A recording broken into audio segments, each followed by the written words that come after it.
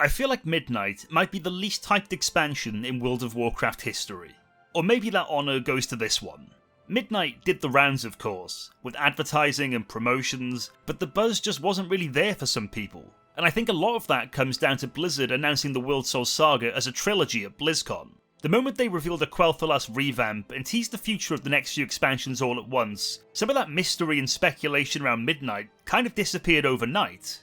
I think the hype would have been very different had we not already known where things were heading, and I feel the same could sadly apply for The Last Titan with the revamp to Northrend. That being said, I was super excited to get into Midnight, and I'm happy to share my thoughts on Season 1 of the expansion so far with you. I won't be going over the story in full detail or anything like that, but there will definitely be spoilers. I also won't be covering the new 1207 Revelations patch in this video. I'll explain why near the end. As always, there are chapters in the description if there's a section you would prefer to jump to. I hope you will enjoy. I had a pretty good time with the leveling experience and story in Midnight at first. It felt good to play an expansion on launch again, although it still feels sad to me that Blizzard offer that 3-day early access for players that buy the epic version of the game now. One of the best things about the launch of an expansion was that it was something we could all experience together, and it's very unlikely we'll ever be able to do that again now.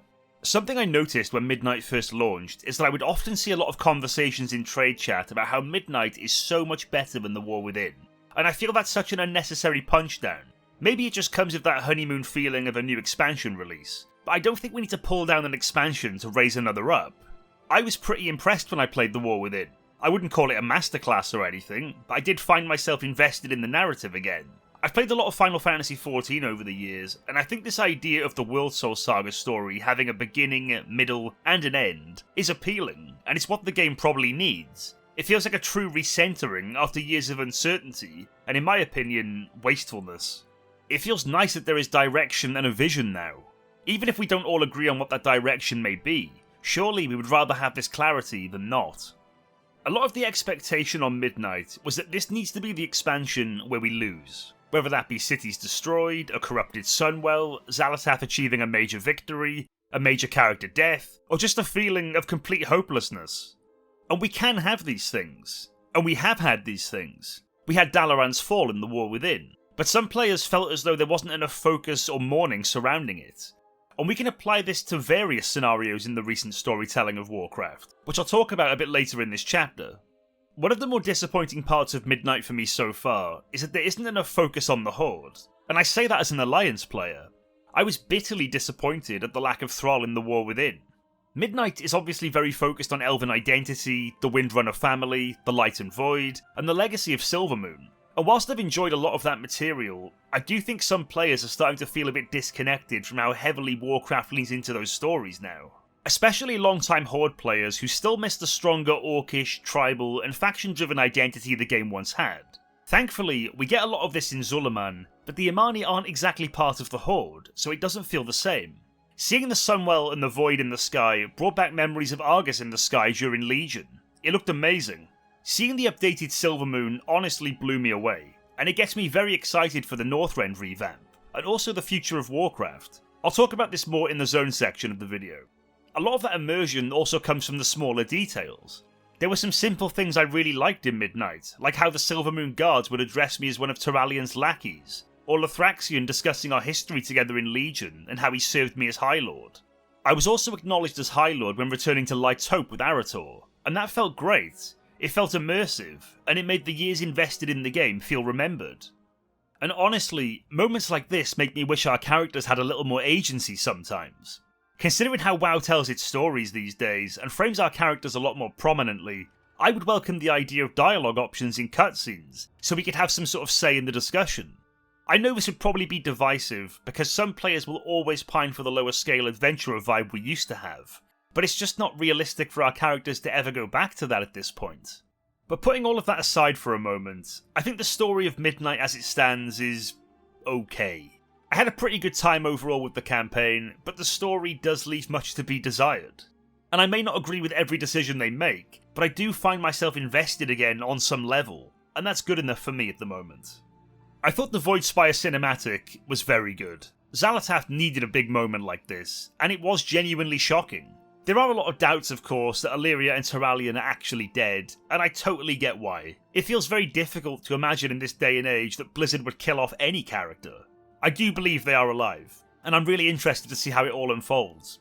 Something that did bug me though, is how nobody seemed to react to this for very long.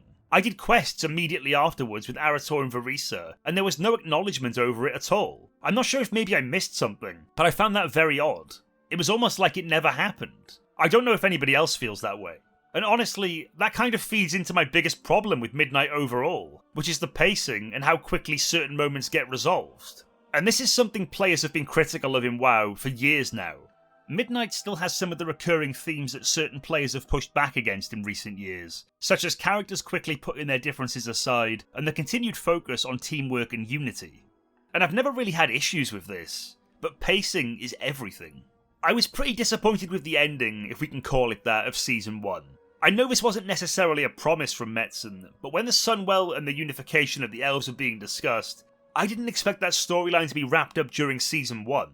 I thought this would be something that carried across the entire expansion. It makes me feel as though WoW is focused on smaller, seasonal stories, I'll call them, within the larger expansion narrative, if that makes sense to anyone. They still connect to the bigger picture, but each season now feels like it needs its own emotional resolution and endpoint, and because of that, stories move from A to B incredibly quickly. There are still cliffhangers, obviously. Sylvanas returning, Xal'atath disappearing again, all of that is clearly leading somewhere, but it does feel jarring to me how quickly we move from one major storyline to the next. One minute I'm thinking, where's Xal'atath going? And the next the narrative already feels like it's pivoting somewhere else entirely.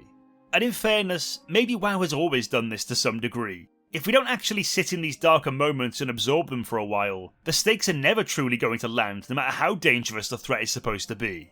I think a lot of these issues ultimately come down to confidence. Sometimes it feels like Warcraft doesn't trust itself enough. It doesn't trust players to sit with uncomfortable emotions, or live with unresolved tensions for very long. The game often feels compelled to explain, reassure, and then move on to the next story beat. We always talk about conflict and hostility, but for me, that doesn't always have to mean war or violence. Sometimes it can be something as small as a petty disagreement, resentment, or an argument that isn't resolved in 5 minutes. I don't really enjoy how quickly some modern conflicts are smoothed over. I understand Warcraft is a fantasy world, so relatability can only go so far, but emotions and disagreements still need to be present and feel believable. Despite my issues with the pacing, I do think Midnight feels closer to Warcraft than the game has in a long time, compared to say Shadowlands and Dragonflight anyway. I struggled with those, and at times WoW felt unrecognisable to me.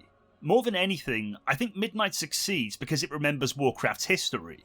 It isn't constantly trying to reinvent the wheel. It takes places and stories that already matter to players, and it builds on them. So much of this expansion works because Blizzard finally feels willing to revisit and expand upon the things that made Warcraft special in the first place, and I think this is essential to Warcraft's future. I care about where the story's going again, and I care about the characters again. Because for the first time in a while, it feels like Blizzard actually has a long-term narrative vision again. I just hope the structure of modern WoW gives that vision enough room to truly land. Before moving on to characters, one final thing I'd like to mention is that I do miss how much significance there used to be when a race joined a faction. The Blood Elves joining the Horde felt huge, the Draenei joining the Alliance felt huge. These days, it often feels like new races simply become available to everyone almost immediately. And while I understand why Blizzard does it from a gameplay perspective, I do think something gets lost narratively. The Drakthir, Earthen, and now the Haranir are welcomed into both factions with open arms, and I feel it removes some of the significance from those moments. I know the faction war is dead and all that, but I still think there is room for some exclusivity. I always think back to the Pandaren and having to make that choice at level 10. It felt meaningful. Maybe that's just nostalgia talking, but I do think something has been lost along the way. Moving into the characters of Midnight, you can still see the clear pattern Blizzard have followed with wanting certain characters in the limelight. There's often a poster character to promote an expansion as the narrative takes shape. Legion was Illidan, Shadowlands was Bolvar, etc. It's always bothered me how characters tend to just dip in and out of the franchise as and when, rather than being a constant mainstay in the story. And it certainly makes characters harder to care about, at least for me. For example, does it bug anybody else how we help the dragon aspects get their powers back, and they're nowhere to be seen during the invasion with the devouring host at the beginning of Midnight? You would think this would be an all-hands-on-deck situation, Maybe this is just a pet peeve of mine and nobody else really cares as much, but characters dropping in and out of the narrative just bothers me a bit. I understand we can't have everybody in the story constantly, as that would be crazy, but it just feels jarring when you're journeying with characters who suddenly disappear for years on end, and there's somebody like Arator who, if we're being honest, some of the player base might not even know who he is, getting thrusted into your face. I think one of the reasons why we care so deeply about characters of the past like Arthas, Illidan and so on is because a lot of us played through their eyes in Warcraft 3. There is years of attachment there. Same with characters like Jaina and Thrall. These are characters we've walked with and grown with for years and years. It doesn't hit the same when a new character is thrown in your face and you're just expected to love and embrace them like you would older characters. And I'm not saying Blizzard shouldn't create new characters and let's just stick to what we know. They absolutely should keep introducing new characters, but something does feel off with the way they implement some of them. At least for me. I'm sure there are players that probably did gravitate towards Arator immediately with no problem, but I still think it's a difficult ask. Again, maybe this is just a me problem, but let me know what you guys think. Anyway, let's get into the characters of Midnight, or the ones that I think are worth mentioning. I suppose we should start with Arator after this introduction, and I would describe Arator as difficult. I'll never forget when I first saw him at Honorhold back in TBC, and I thought he was so cool. As a paladin main, he has some relevance to me in Legion too as one of my followers with the Order Hall. I wanted to like him in Midnight, I really did. But it hasn't been easy. It's obviously wonderful they're looking to do something meaningful with him after all of these years. I think the biggest struggle with Arator is he often feels much younger than he should. This is a character who has spent years fighting alongside some of Azeroth's greatest heroes, yet there were moments where he comes across more like an angry teenager than an experienced veteran. Maybe that's intentional, maybe Blizzard are trying to show somebody who still feels lost despite everything he's accomplished, but at times it made him difficult to connect with. I don't think WoW has made me sigh harder than when Arator scoffed at Sylvanas and said, "I thought you could never leave the Maw," during the Quel'Danas cutscene. It was so childish. Say what you will about Shadowlands, I get it, but the Maw is supposed to be this horrific place of eternal punishment. It honestly felt rough hearing it turned into what basically sounded like a sarcastic Marvel one-liner. Maybe I'm just getting old and I'm miserable. I don't know. But moments like that do make it harder for me to take certain scenes seriously. Warcraft has always had humour, and I actually like a lot of the sillier side of the game, but there's a time and a place for it. Sometimes I just want scenes to breathe without somebody immediately undercutting the tension with a joke. Arator may not be the best written character, but there is something satisfying and heartwarming about seeing that random NPC I met back in Honorhold, who was talking about having visions of his father and searching for his parents, come all the way to where he is now. Reunited with both of his parents, well, for a little bit, standing alongside some of Azeroth's greatest heroes, and playing a central role in the story. There's something nice about that. We'll talk some more about Arator during the Arator's Journey chapter. Turalyon is my boy. He's always been my boy, and fingers crossed, he'll remain my boy. I'll be sad if he's killed off, but players have been weirdly begging for character deaths for some time now, and if Turalyon has paid the price for this, well, I'll never forgive you. I suppose in a way, I prefer him to go out like this than potentially by our hand. Some have wanted Turalyon to break bad and become a raid boss for a while now, almost like a blue version of Garrosh. I've never really liked the idea of that. A lot of noise surrounding Turalyon comes from a word we all absolutely love in the WoW space. A retcon. In Midnight, we get a flashback based on events from the Tides of Darkness novel, but it's not a direct recreation of the novel scene. The criticism isn't really that Turalyon had doubts. The novel already showed us that he did. In fact, much of Turalyon's character arc during the Second War was built around his struggles with faith and self-belief. The issue some fans have is that Midnight seems to present a different version of those events. Characters describe Turalyon as somebody whose resolve never wavered, whereas the novel spent a great deal of time showing that it absolutely did. Some players also feel that the flashback places much greater emphasis on anger and wrath, whereas the original story was more about Turalyon finally finding conviction and understanding his place in the light.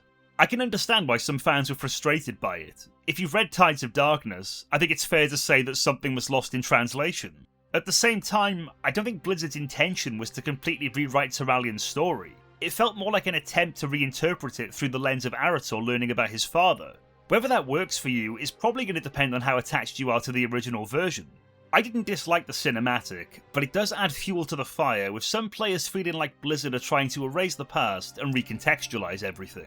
Putting all that to one side, I still enjoyed Turalion's presence in Midnight. I've always liked characters who carry themselves with a bit of authority and conviction, and Turalion continues to fill that role well.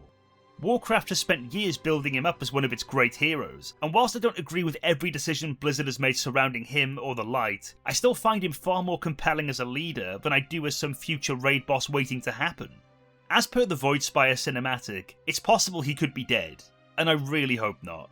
I've lost Tyrion Fordring, I've lost Varian. Don't take Turalion away from me too.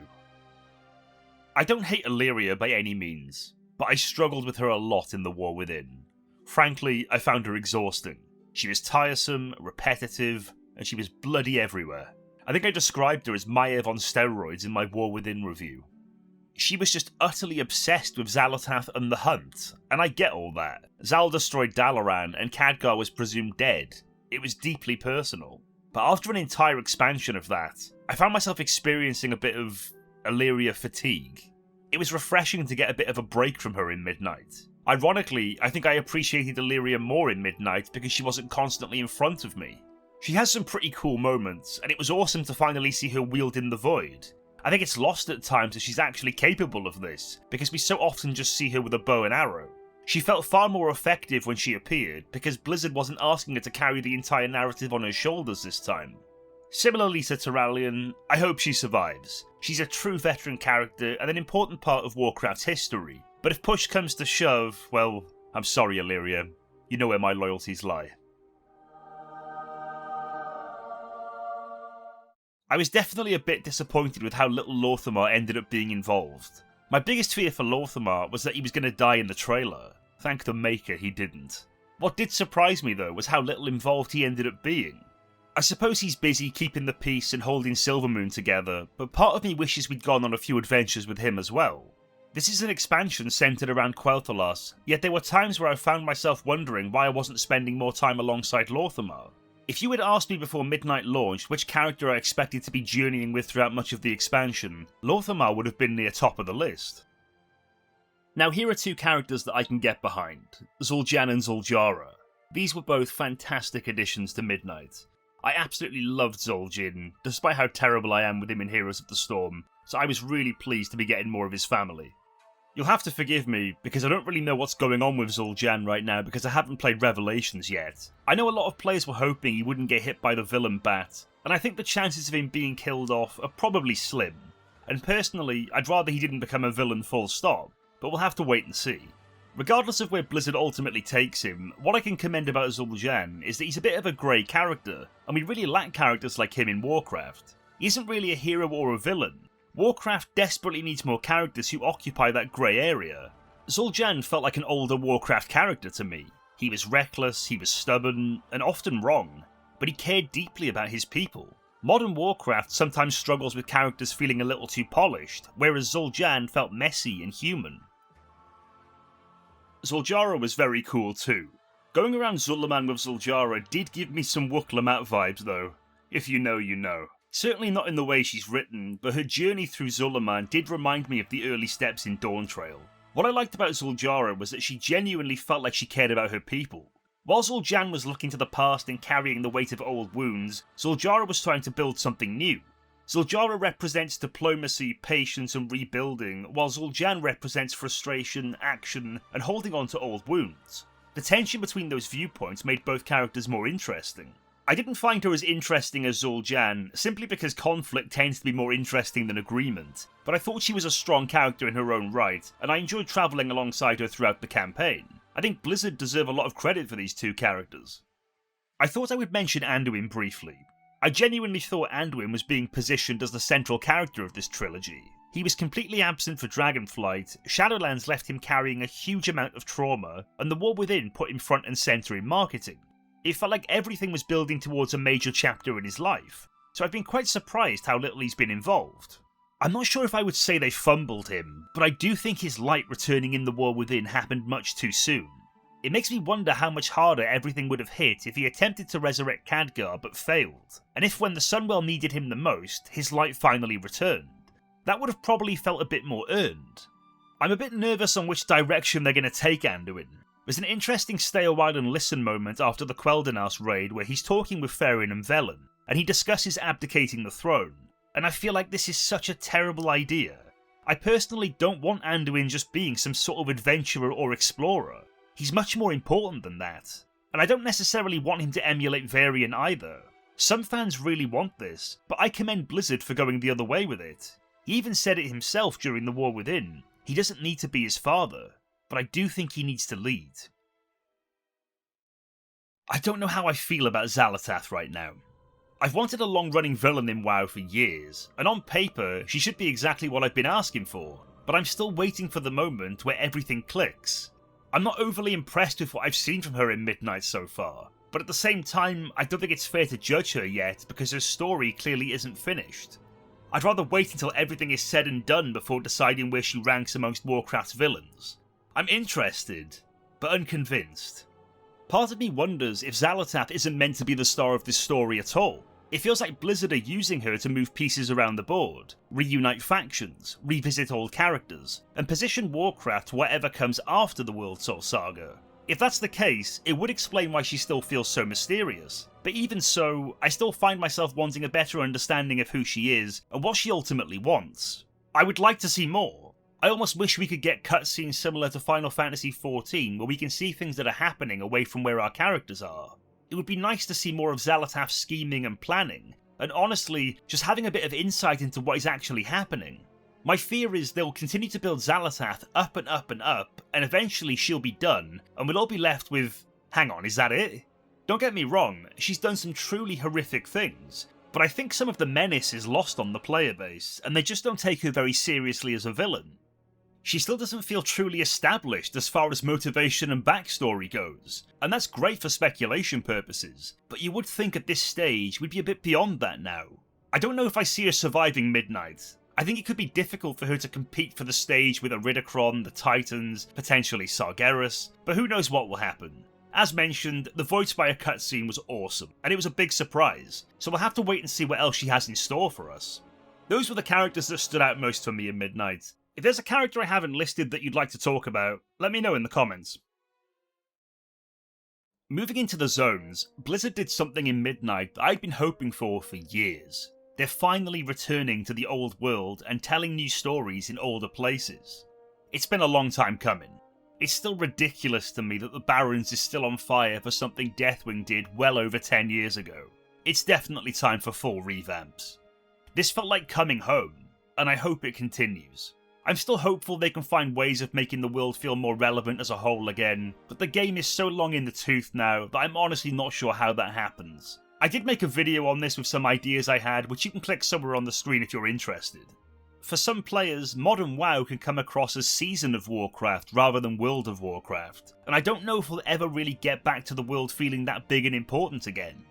Anyway, let's talk some zones. Eversong is just gorgeous. I was genuinely so happy to be back here. Even as an Alliance player, it just made my heart happy.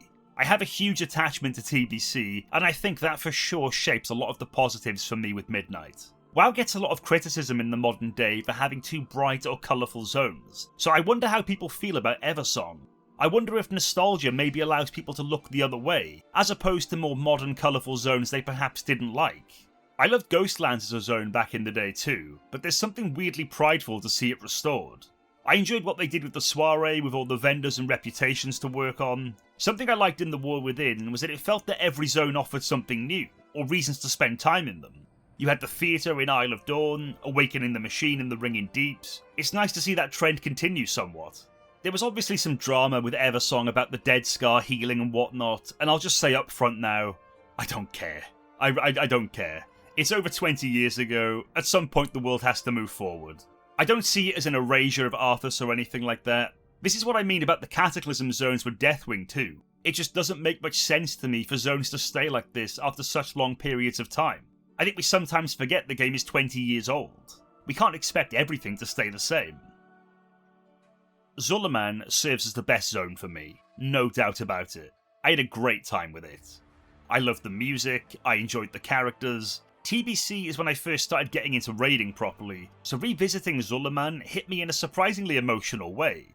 Hearing that style of music again and seeing the Amani aesthetic brought back memories that I hadn't thought about in years. And this is frequent with Midnight, and as mentioned, it surely colours my praise for it. And it might come across nostalgia baity, and maybe it is, but for me, it felt like reconnecting with parts of Warcraft's identity that have been dormant for a long time. I think Zul'Aman maintains that sort of more hostile atmosphere that players miss. I was impressed by it, and I think it's a reminder that Warcraft can still create zones that feel dangerous and unwelcoming.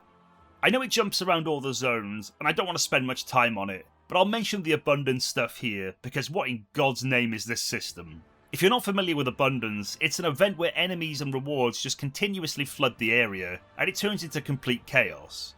You run around collecting these orbs and turning them in, which then awards you currency to buy items from a vendor. It's got to be the craziest thing they've ever introduced in WoW. There's no way this system has worked out the way they intended it to. What's crazy to me is how it isn't even instanced either, so whenever it's active, the zones just lag like crazy. I think it could have probably been a fun system to maybe mess around with your friends, seeing as it has a leaderboard. I feel like there was potential here for maybe some fun competition or something, but it just comes across absolutely mental. I've spent so much time there, I feel like I hear Dundun's quotes in my sleep. Glory be to a bounty so richly abundant. Harrendar is usually the kind of zone that I wouldn't vibe with. It was my last stop before the Voidstorm. I thought the music in this zone was absolutely gorgeous. The music did a lot of the heavy lifting for me here. There was something very relaxing and almost dreamlike about wandering through Harrendar. It felt distinct from the rest of Midnight, but in a good way. Harrendar gets a lot of flack and is often labelled as cut content from the War Within, and honestly, it's hard to argue against that. It does feel slightly disconnected from the rest of Midnight, but I also don't think that's automatically a problem. If the zone is enjoyable, then it's enjoyable. Midnight is very focused on Silvermoon, the Void and Elven identity, so stumbling into this giant bioluminescent fungal jungle was a nice change of pace. It may not fit perfectly, but I enjoyed spending time there regardless. Harrendar probably benefits from being the odd one out. And finally, the Voidstorm, which I do think might be the weakest zone for me. I think I'm in fairly good company on this one, because the zone does feel quite divisive amongst players. It has a great atmosphere, and there is a real sense of dread there, but overall, the zone just hasn't done it for me. Slayer's Rise is an interesting part of the zone. It's not my thing, but hopefully those who are interested in PvP have had some joy with it. There were some story beats that interested me, like the Draenei who were imprisoned, but I'm finding it difficult to speak much on this zone. I have enjoyed similar zones in the past, like Netherstorm and Koresh, but I just didn't vibe with this one. I think maybe it was too visually repetitive, and I didn't feel any strong desire to stop and explore. One thing I did enjoy about the Voidstorm though, was an achievement there, which I highly recommend you do. I sadly didn't record myself doing this achievement, but that's just as well, because I was laughing and swearing like a maniac, so it's probably for the best. Do you know what? I'm going to show you actually. There's no way I'm making 60 seconds, because this took me ages last time. Where is this guy? Oh, here he is. Right, we start the timer. Okay. Okay, there he is. Right, we're off. He doesn't look that threatening, does he? Like, he's quite far away, you've got some distance. And everything is just fine. But look how... oh my god, look how quick he is!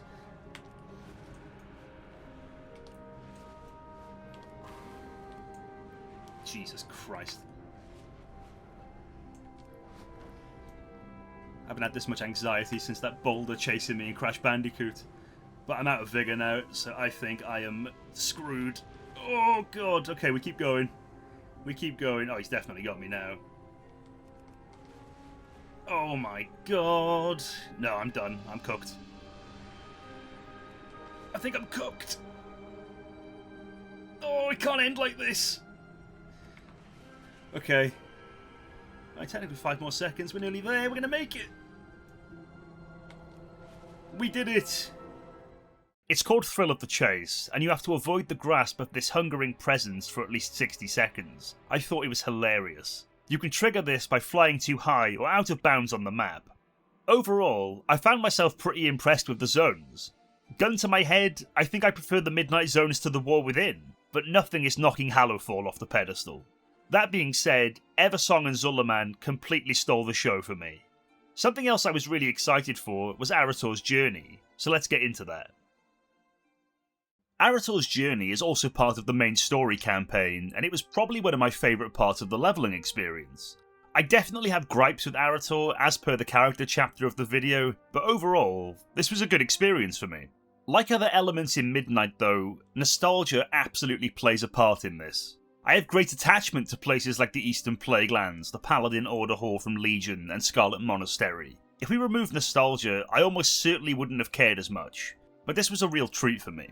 What surprised me most about Arator's journey was the change of pace. Arator spends much of the campaign trying to understand his relationship with the light, but also his relationship with his father. What I found most interesting is that Arator's journey isn't really about finding some great secret. It's about coming to terms with the fact that heroes are people. Even the relics themselves reinforce that idea. Arator expects them to be powerful weapons or world-changing artifacts, but their value comes from the memories attached to them. It's a small thing, but I thought it was a nice reminder that the things we remember most about heroes aren't always their greatest victories.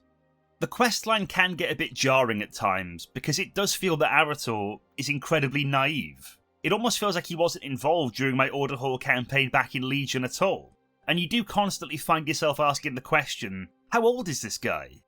He's in his 40s, by the way.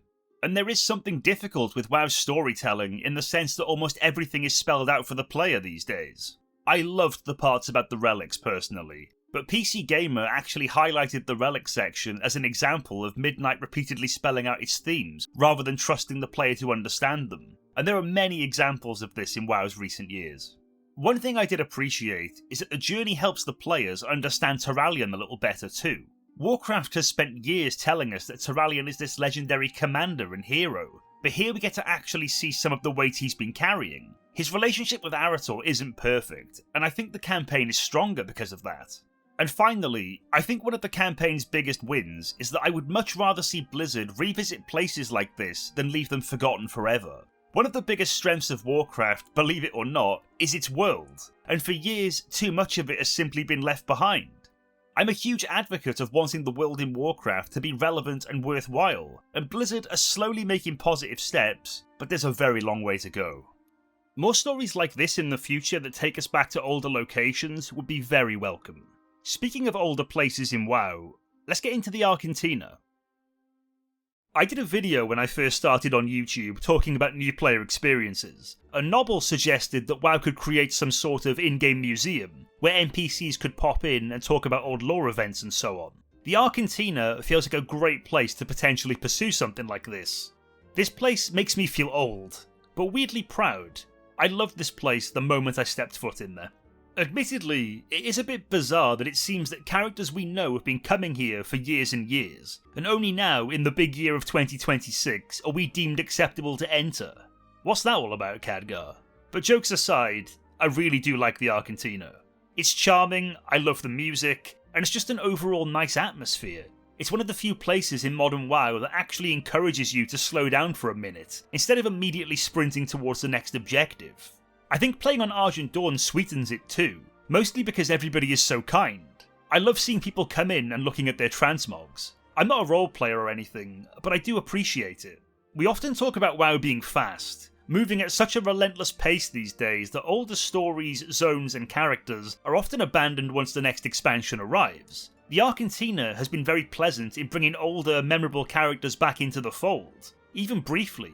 It's nice to go on a little adventure and remember somewhere you've been before. Long may it continue.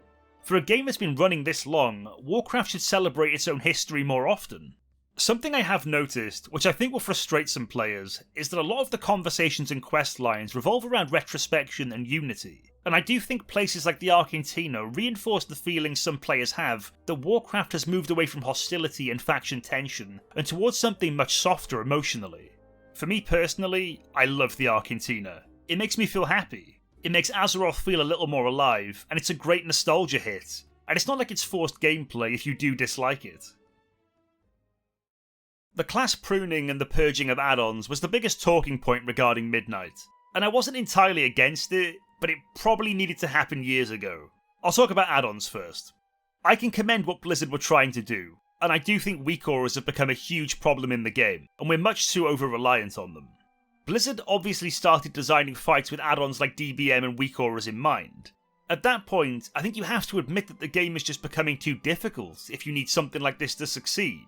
It must be overwhelming for new players to join guilds and be told they need to download several add-ons too. Bit of a tangent, but stay with me.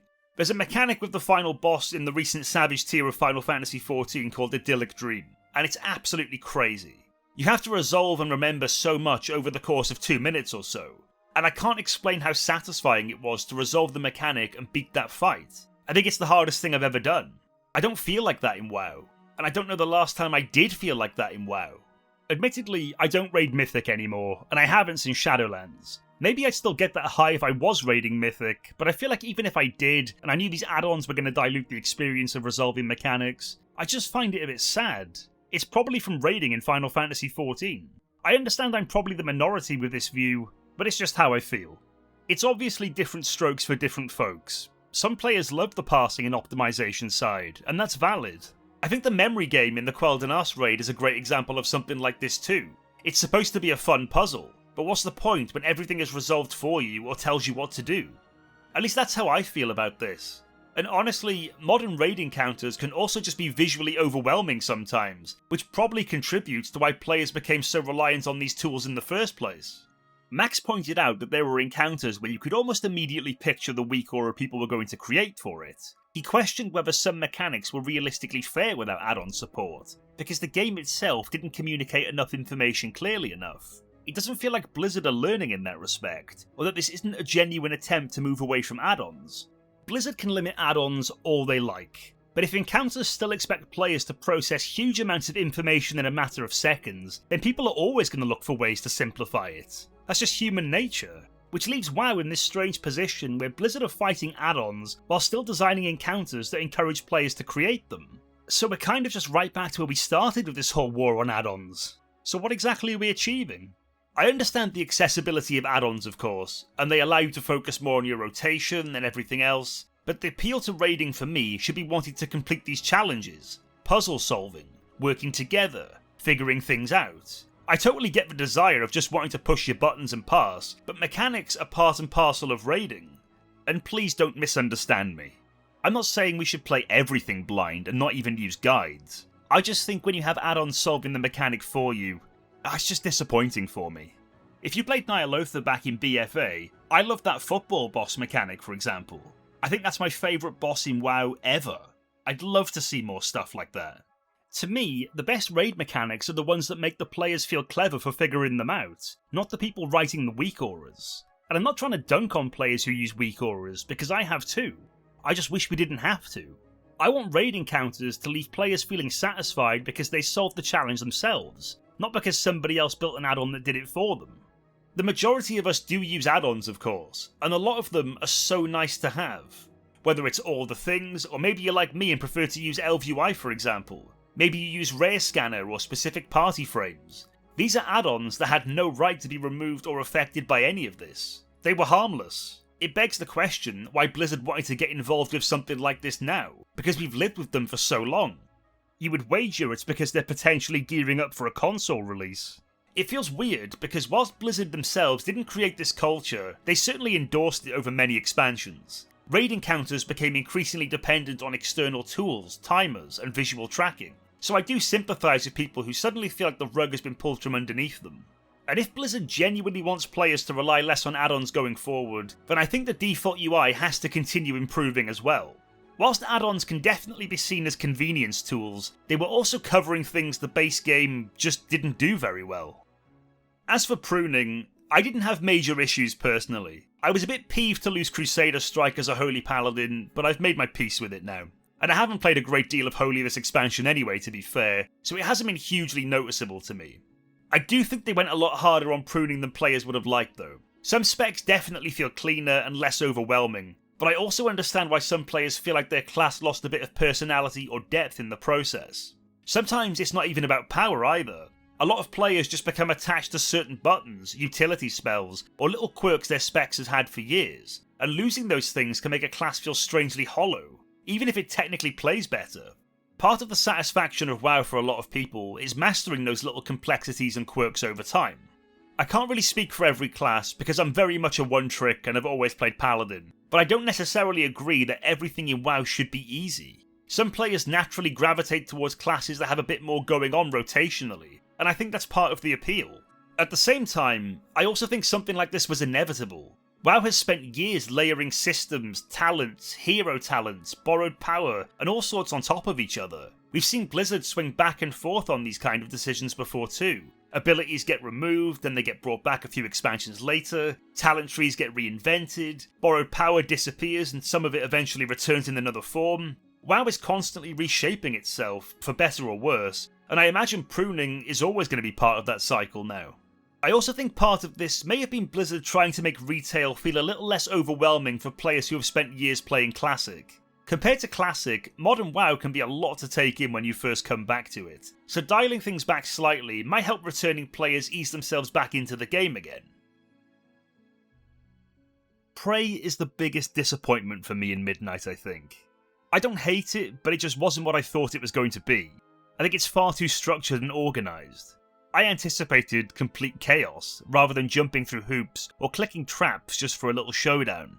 If you're unfamiliar with Prey, it's a new system introduced specifically for Midnight. It's an open world activity where players complete hunts to defeat specific targets. Similarly to Delves, it has its own journey track for rewards, and multiple difficulties can be unlocked for greater challenges. The Hard and Nightmare difficulty introduce extra affixes and require more objectives to be completed to draw out your target, but your prey will also hunt you, and you might find yourself being ambushed while world questing or whatever else you're getting up to. If this happens, you just have a little showdown, get the target to 50% health, and they run away. I'm all for more reasons to spend time out in the open world, and I think the more ways players can fill up their great vault, the better.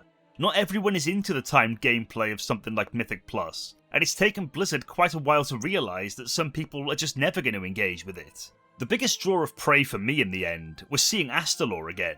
I think he's brilliant. We've had so many fantastic voice actors over the years. Astalor is up there with the best of them for me. I would love it if he turns out to be the final encounter of the Prey system at the end of Midnight, like a seasonal delve boss or something like that. When Blizzard first revealed Prey, I imagined something much more dynamic, a rival stalking me through the world, or tracking clues, unexpected encounters, maybe even memorable enemies that I would grow to hate over time, but instead most of my experiences were filling progress bars and clicking traps. The actual boss fights and ambushes are the interesting part, but getting to the actual fun part of the system winds up feeling like a reward in itself, rather than the focus of the system. The moments where Prey come alive are over so quickly that you're soon right back to filling bars and moving from objective to objective. And it's a shame, because I genuinely think there's a great idea buried in here somewhere, and that's such a recurring theme for WoW. Take Torghast for example, a brilliant idea with poor execution. The fantasy for Prey is strong. The execution just hasn't hooked me. I'm sure there are some players who've had a great time with it, and I'm sure Prey will probably get better as the expansion goes on, as most systems tend to do. I hope so, because I feel like I've seen everything Prey has to offer. I do expect this system to be a one-time deal though, because I'm struggling to see what role it plays beyond Midnight. Delves feel like a feature that Blizzard can keep building on, player housing is something that will be part of the game forever. Prey doesn't quite feel that way to me. Maybe I'll be proven wrong, but right now, I'm not convinced it has the legs to survive beyond this expansion. Player housing isn't going to be a feature for everybody, and some might say it came too late, but as somebody who grew up on The Sims, housing is just a joy to see. I have a house in Final Fantasy XIV too. Yes, I foolishly pay housing tax. So it's brilliant to see WoW finally get over the line with it, as it's been one of the biggest wishes for players for the longest time. And the scale is just unbelievable. A lot of players like to criticise WoW and say that they just copy everybody else, but that's not exactly new information or a surprise. Why do you think WoW became a success in the first place? Because it sat back and observed. It watched what the other MMOs were doing, the good, the bad, and the ugly, and then moulded that into WoW. And it's very clear that Blizzard have sat back and watched housing unfold in other MMOs, like Final Fantasy XIV, SWTOR, ESO, Guild Wars 2, and decided how best to shape it. Whether that's a criticism is up to you, but it's paid off dramatically for them, because housing in World of Warcraft is exceptional, and I think they're the best who have ever done it. Some players may not understand why housing is even a thing, and I'm not sure how to really explain it. There's just something very special about having a space that feels like yours in an MMO, A place you can decorate, show personality, invite your friends into, or just a place to chill out outside of combat and progression. It's not something I've delved into yet, but I've seen some amazing designs on YouTube. You guys are killing it. I'm really curious to see how it develops down the line. I'd love to see different kinds of areas we could live in, like Nagrand or the Grizzly Hills for instance. I think the Alliance area has a nice mixture of an area that feels like Elwyn, one that feels like Duskwood, and the place I picked I would liken to Westfall. But I think a dedicated zone like the Grizzly Hills that played the music would be fantastic. Speaking of music, it reminds me that I would love to see them introduce something like an orchestrion in Final Fantasy XIV. I think that would be a great way to run older content too, if you could collect music scrolls. Kind of like what we did with the jukebox in the garrison back in Warlords. The potential of housing is very exciting. I'd love to see us have stables where we can showcase our favourite mounts, and see our favourite pets wandering around the neighbourhood too. Again, just like the garrison did. There are things I dislike about housing, of course, like the inevitable half-steel currency, for example, but I'm not going to get into that because it ultimately doesn't affect me.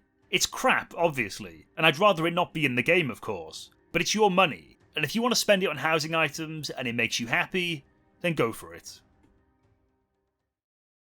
One thing that did impact my enjoyment of endgame WoW was some pretty rough FPS issues. This was something I read about a lot regarding the expansion, so sadly I don't have any real footage of myself in the dungeons or raids, because it would just look terrible. But I did enjoy the dungeons in Midnight in Season 1 a lot.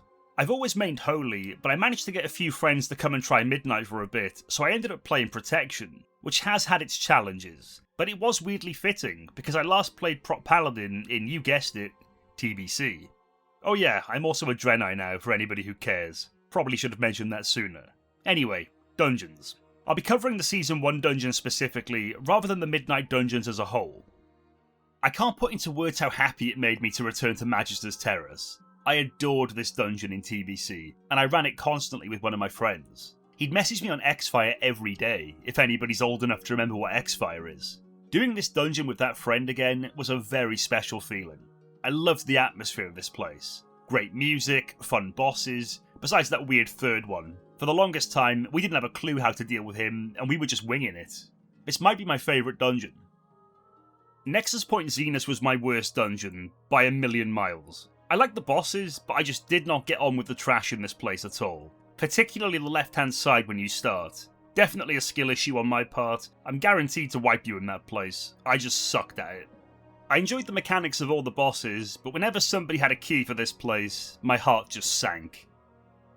Windrunner Spire piqued my interest the most. I know a lot of players are fed up with the Windrunners at this point, but I was really keen to see what Blizzard would do with this place. It's probably my most run dungeon, and I think it's great. I enjoy all of the bosses, and I think the length of the dungeon is just right. I'm not sure if it's because I knew Windrunner Spire was in Ghostlands, but the whole place gave me a real old-school Warcraft vibe, and I absolutely adored the music, especially during the final boss.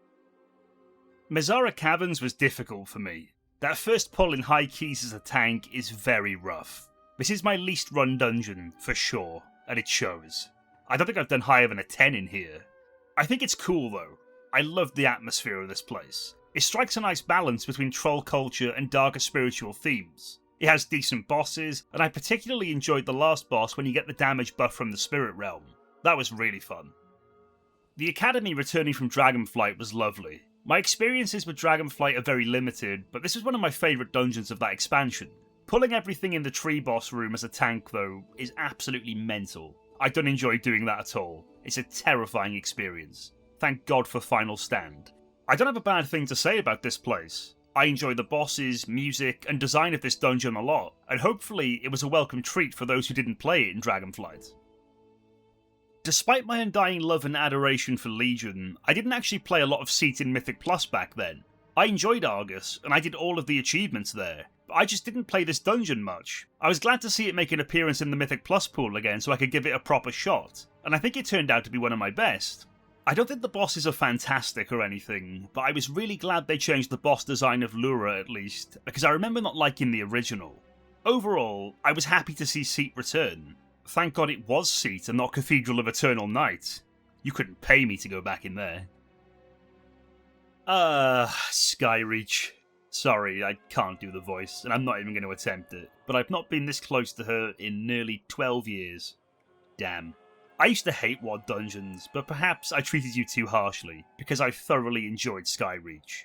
I think the community are a lot kinder to WoD these days. It's definitely more disappointment than anger, and certainly the decline of WoW in recent years has made the heart grow fonder for Warlords. Maybe it could be criticised for being too simple. The bosses are straightforward, the dungeon doesn't overstay its welcome, but there is something refreshing about how simple it feels compared to some modern dungeons. There isn't a huge amount going on here. You move through the dungeon, you fight some memorable bosses, get caught in the wind for about 5 minutes, and then you're done. I'm pretty sure Skyreach is a time-walking dungeon, but it was great to see it back in a Mythic Plus format.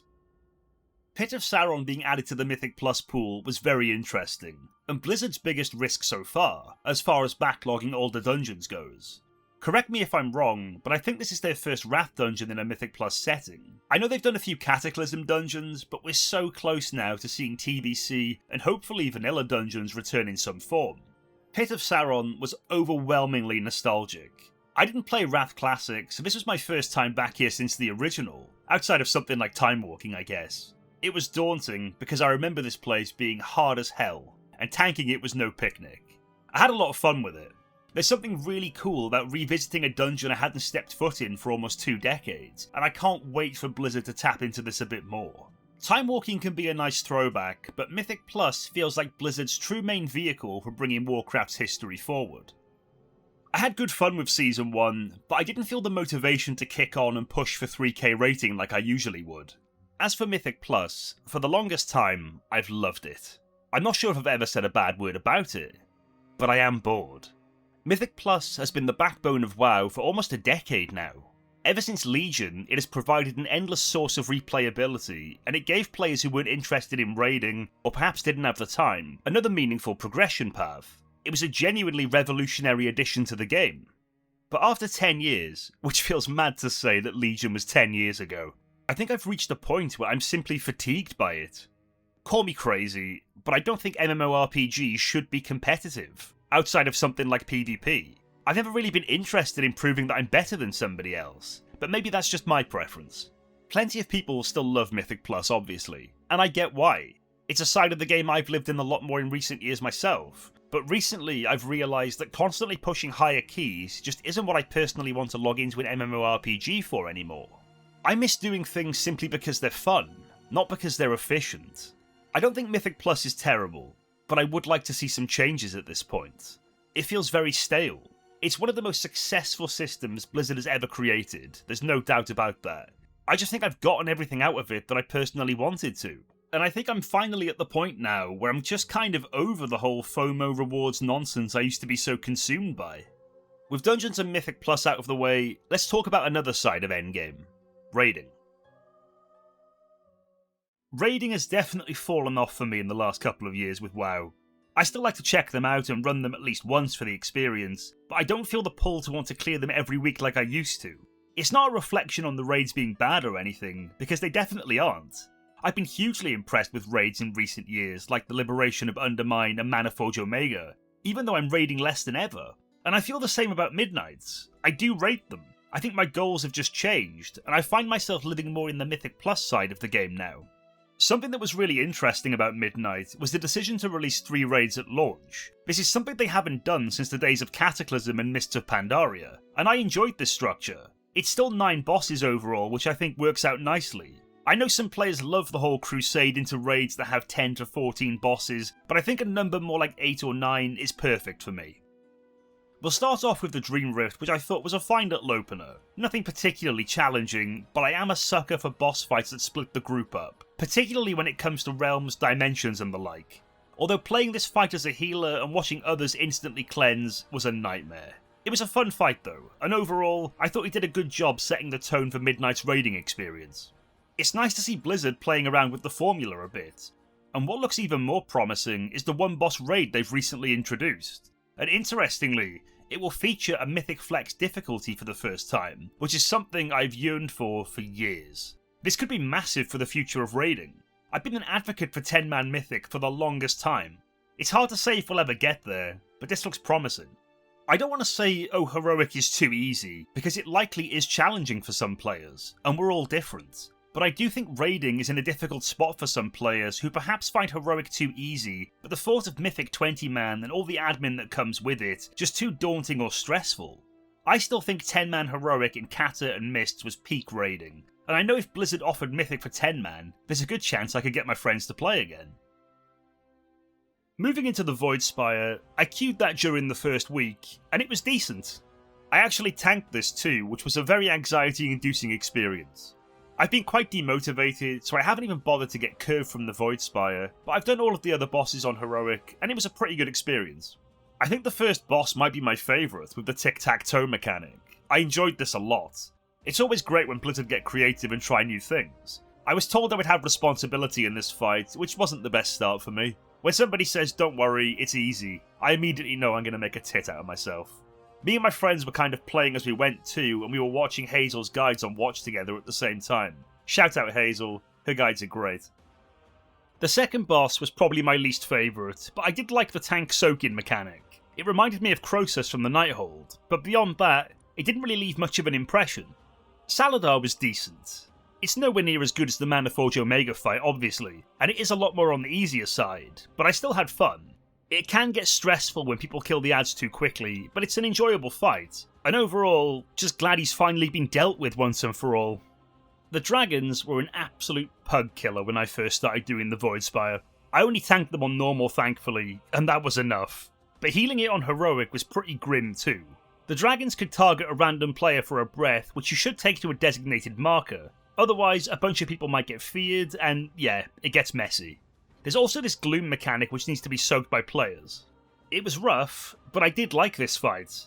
I don't think it was particularly complicated, but any lapses of concentration, and you'd certainly be punished for it. I was walled here for quite a while when queuing for heroic. As a paladin main, how could I not gas up the light-blinded Vanguard? I thought this was a very cool encounter. I'm not usually into council-style fights, but I really like what they did with this. Each paladin was a different spec, bringing their own identity and mechanics into it. This fight nailed the class fantasy. It just ticked all the boxes for me, and it felt like a proper Warcraft fight. Consecration everywhere, divine shields going up, Avenger shields flying across the room. It weirdly reminded me of the faction champions from Trial of the Crusader, just a paladin-only version of it. I thought it was creative, very thematic, and it was one of the highlights of the raid for me. And finally, we have the Illyria encounter. As mentioned, I haven't done this on Heroic yet, and I'm probably not going to bother, but we'll get to that a bit later. I tanked this on normal during the first week, and it was pretty good. It's always interesting when a major character, especially somebody considered a good character, is portrayed as a boss. Sometimes Warcraft ends raids with some enormous cosmic threat you've only just met, but fighting Illyria carried a lot more emotional weight, because we've been journeying with her for some time now, and she is a legacy character in the franchise. The presentation definitely carried the encounter. Watching players deal with the arrow mechanics, the platform transitions, and the sense that everything was escalating made it feel like Blizzard wanted this to be remembered as a proper end of tier fight. The intermission is a bit repetitive, but it's not a major complaint. I love the sort of soft enrage of having to move platforms until you eventually run out of space. Even on normal mode, I was impressed with the scale of the encounter. It felt like a final boss, and 3 phases is perfect for something like this. It wasn't super challenging, but if you weren't paying attention, you could definitely die. It happened to me several times on one of those sentinels in phase 1, because I just wouldn't be focusing or laughing with somebody on Discord, and I'd get smashed off the platform. Overall, I thought Blizzard delivered a satisfying final boss. It looked great, and while it wasn't brutally difficult on normal, it still demanded enough attention that you couldn't completely switch your brain off. One thing I'll give Voidspire credit for is that it felt important. It felt like the story actually moved forward. It won't go down as one of my favourite raids of all time, but it was a good time. The story payoff was meaningful, and there were a few encounters that genuinely stood out. The Quel'Danas raid was the raid I was most excited for. Getting back into the Sunwell was such an insane injection of nostalgia. I loved the atmosphere, the music, and I think they did a great job with both encounters. TBC was the expansion where raiding really became a major part of my life in WoW, so walking back into the Sunwell after all of these years was a pretty special moment. I wish I recorded footage, because the first time I came in here, we must have been on the trash before the first boss for about 7 or 8 minutes because we couldn't kill them at the same time. It was the sorriest display I'd ever seen. Beleren was great. I absolutely loved the colour mechanics in this fight. It felt very fitting for Midnight. The whole encounter was bursting with light and void themes, and visually, it was one of the more memorable fights of this tier for me. The mechanics were easy enough to understand, but still engaging enough that I found myself paying attention throughout the encounter. The burn phase with the egg was fun, and the colours were just gorgeous. I was impressed. I absolutely adore the model of Beleren too, and I want the mount from Mythic so bad. I've got no chance, have I? I was interested to see Lura again, outside of Seat of the Triumvirate returning, of course. When I saw Lura listed as the final boss in the Dungeon Journal, I found myself wondering how we were going to get there and what exactly Blizzard had planned. And then, of course, the Voidspire cinematic happened. I used Lura as an example during the section about add-ons. There's a fun memory mechanic in this encounter, and it's amusing watching your teammates frantically trying to find their correct position. But like so many mechanics in modern WoW, a lot of players just rely on weak auras or whatever the latest alternative is to solve it for them. I find that a little disheartening, because half the fun is trying to remember the sequence yourself, but at the same time, this has been part of WoW for years. The mechanic itself is genuinely good. It asks players to observe, remember, and react. Anyway, my frustrations aside, this was a brilliant fight, and it felt like a great finale to Season 1. The fight does a good job of building tension as it progresses. What I appreciated most was this fight was about paying attention, and that is what I want from WoW encounters. I can understand the frustration when poor old Dave can't get into the right position and wipes start happening, but I do think there's a major lack of patience in the game generally speaking. Players who run learning groups and want to teach new players are the real MVPs. When everybody understood the mechanic and things start clicking into place, it felt incredibly satisfying. This fight was awesome. Watching the race to World's First was so good too. The discovery of the hidden phase and THD saying this cannot be lives in my head rent-free. This cannot be!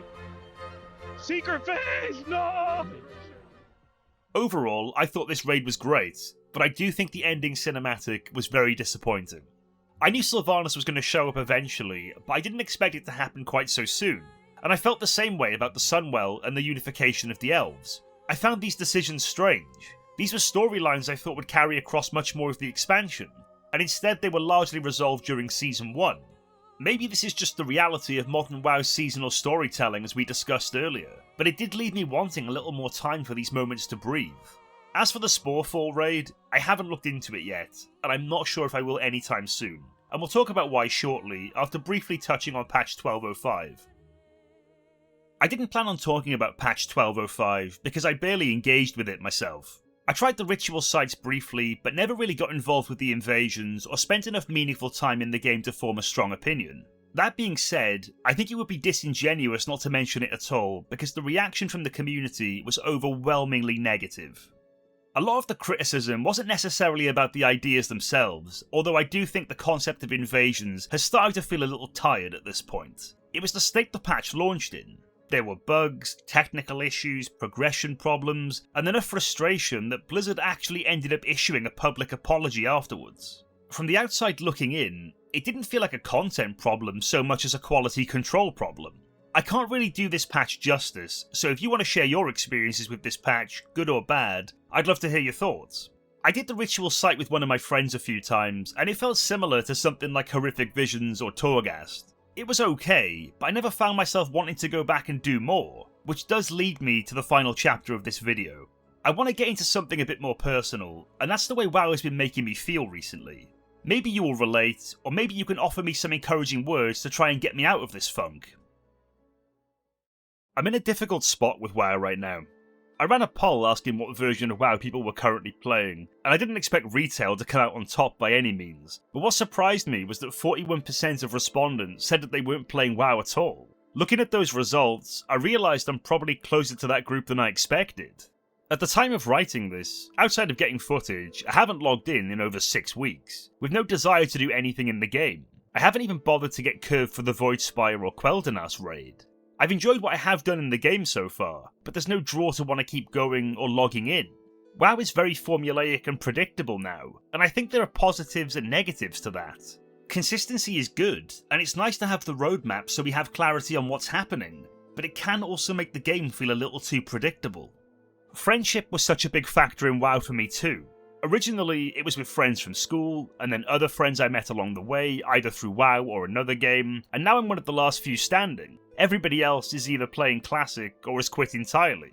I came over to Argent Dawn when returning for the War Within, and it's one of the best decisions I've made, but I never really took that leap to try and find a new home and meet new people to play with.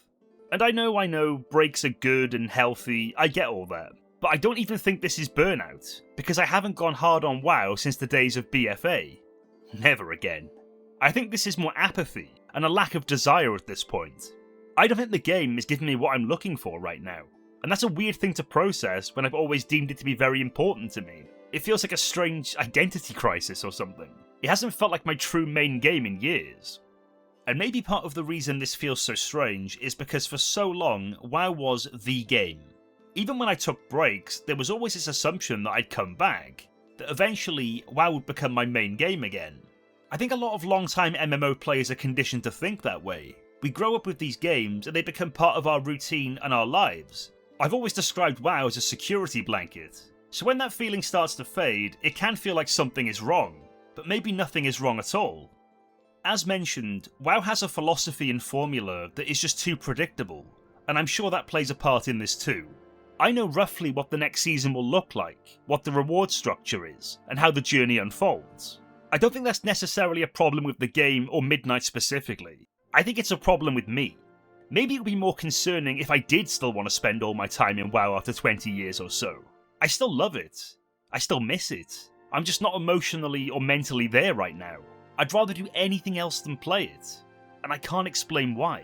I've even been playing Super Meat Boy for God's sake. I just feel such a huge disconnect right now.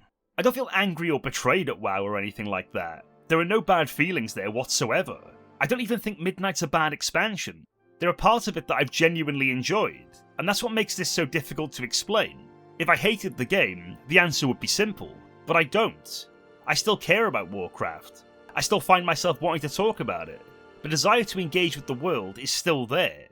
The desire to log in just isn't. Maybe this is just what happens after 20 years or so, and I don't feel stressed or that it's a problem that needs solving. Maybe it's okay for a game that once felt like the centre of my gaming life to become something different. Warcraft has given me countless memories, friendships, experiences. Who the fuck was that? And even this channel. God, I'm making this sound like a goodbye. This is getting depressing. But I guess what I'm trying to say is, it doesn't have to be my main game forever for those things to matter. Right now, I don't know when I'll next log in. It could be tomorrow, it could be next month. I'm even thinking about maybe switching it up and playing some hardcore classic WoW. I just need a break from retail. Rest assured, I have no plans to stop creating content on WoW, whether that be future content or retrospective. I still have a lot of plans and future ideas that all relate to WoW, and I'm heading to BlizzCon in September, so I'm definitely looking forward to vlogging that for the channel. I want to apologise if this video has come across a bit too rambly.